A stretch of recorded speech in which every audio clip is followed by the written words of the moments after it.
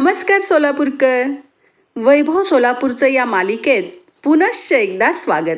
Park चौकातून जात असताना एक नजर पालिकेवर मारली नाही असं होणारच नाही. सोलापूर महानगरपालिका या वास्तूचे बांधकाम, इतिहास आणि अभिमान कोणाला नसेल? चला तर आज मी तुम्हाला दाखवते आमच्या नजरेतून सोलापूरची मनपा.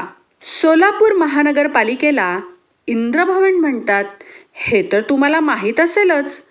थोर नगरभूषण पुण्यश्लोक आप्पासाहेब वारद यांनी ही इमारत उभारली. स्मार्ट सिटी योजनेअंतर्गत इंद्रभवन म्हणजेच सोलापूर महानगरपालिकेचे 2023 साली नूतनीकरण करण्यात आले होते. 100 वर्षापूर्वी जशी परिस्थिती होती तसाच अनुभव यावा याची दखल आणि दक्षता इथे घेण्यात आली होती.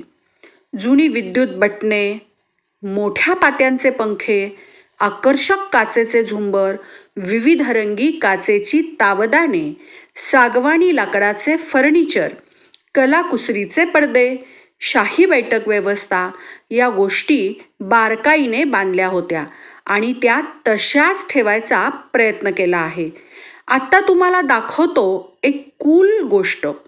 इमारतीच्या भिंतींना धक्का न लावता गारव्यासाठी पहिल्यांदा हा असा फ्लोअर AC बसवण्यात आला आहे. हा AC जमिनीवर ठेवला जातो. साधारण 7-8 फूट उंचीपर्यंतच्या खोलीतील परिसरात याचा गारवा जाणवतो. गेल्या 108 वर्षापासून या इमारतीचा विविध कामासाठी वापर झाला. 1944 पासून या इमारतीतून महापालिकेच्या प्रत्यक्ष कारभाराला सुरुवात झाली. पूर्वी पदाधिकाऱ्यांसह प्रशासन अधिकाऱ्यांचा संपूर्ण कारभार याच इमारतीमधून व्हायचा. स्मार्ट सिटी अंतर्गत आता नव्याने करण्यात आलेल्या कामात प्राचीनत्व ठेवत सुशोभीकरण करण्यात आले आहे. मूळ वास्तूला इजा न होता हे काम केले गेले आहे.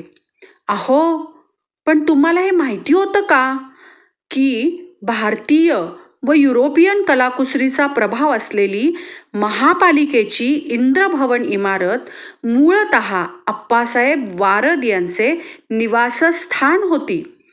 बाहेरून सुंदर दिसणारी इमारत आतूनही तेवढीच प्रशस्त आहे आणि हाच इनसाइड व्ह्यू तुम्हाला आवडला असेल तर नक्कीच व्हिडिओ लाईक करा आणि शेअर करा.